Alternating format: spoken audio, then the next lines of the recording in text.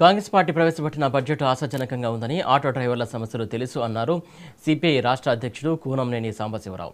దీని మీద ప్రతిపక్షాలు రాజకీయం చేస్తున్నాయని, ప్రభుత్వం ఇచ్చిన హామీలన్నీ అమలు చేస్తుందన్న నమ్మకం మాకు ఉందని అంటున్న సిపిఐ రాష్ట్ర అధ్యక్షుడు కూనంనేని సాంబశివరావుతో మా ప్రతినిధి నాగార్జున ఫేస్ టు ఫేస్. ఈరోజు అసెంబ్లీలో ఓటర్ అన్ అకౌంట్ బడ్జెట్ ప్రవేశపెట్టింది. దీని మీద మాట్లాడడానికి మనతో సిపిఐ రాష్ట్ర అధ్యక్షుడు కూనంనేని సాంబశివరావు గారు ఉన్నారు. వారిని అడిగి తెలుసుకుందాం. సార్ చెప్పండి, ఈరోజు రాష్ట్ర ప్రభుత్వం ప్రవేశపెట్టిన బడ్జెట్ని ఎలా చూస్తున్నారు?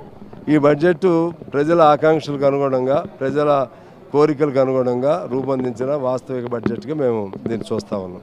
అయితే ఏదైతే కాంగ్రెస్ పార్టీ హామీలు ఇచ్చిందో దానికి 6 గ్యారెంటీలు స్కీమ్ ఏది ఉన్నాయి, దానికి దాదాపు 60,000 కోట్లు కేటాయించడం జరిగింది. దీనిపై మీరేమంటారు? 60,000 కోట్లు బడ్జెట్లో కేటాయించడం అంటేనే వాళ్ళు చిత్తశుద్ధితో చేశారు.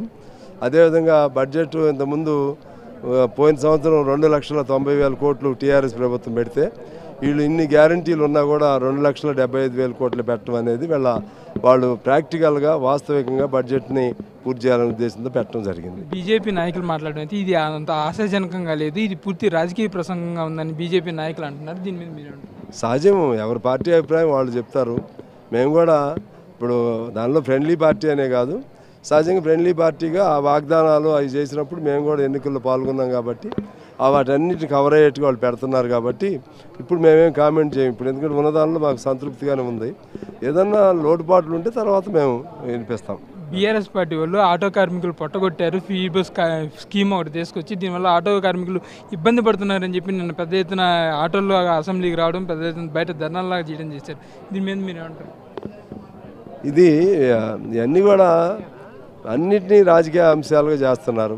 అయితే వాళ్ళు ఆటోలు ఎక్కడం బాగా, కారులో వచ్చేవాళ్ళు ఎక్కడం, ఆటోలో ఎక్కాల్సిన వాళ్ళు మాలాంటి వాళ్ళు ఎక్కాలి.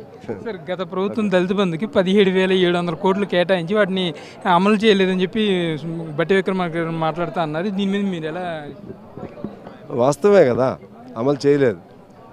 అందుకని నీకు 2,90,000 కోట్లు చూపెట్టి ఇప్పుడు 66,000 కోట్లు ఖర్చు చేయలేదంటే ఇవన్నీ కలిపే కదా.